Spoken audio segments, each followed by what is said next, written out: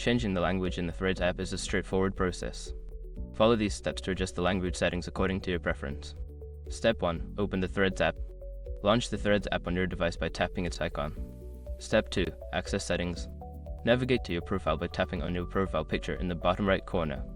Then, look for the settings icon, usually represented by gear or 3 dots, and tap on it. Step 3. Find the language options.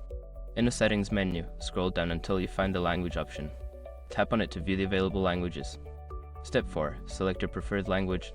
Browse through the list of languages and tap on the one you wish to use. This will set the app to display in your selected language. Step 5. Restart the app. To ensure the changes take effect, close the Threads app completely and then reopen it. The app should now display in the language you selected. By following these steps, you can easily change the language in the Threads app. Enjoy using the app in your preferred language.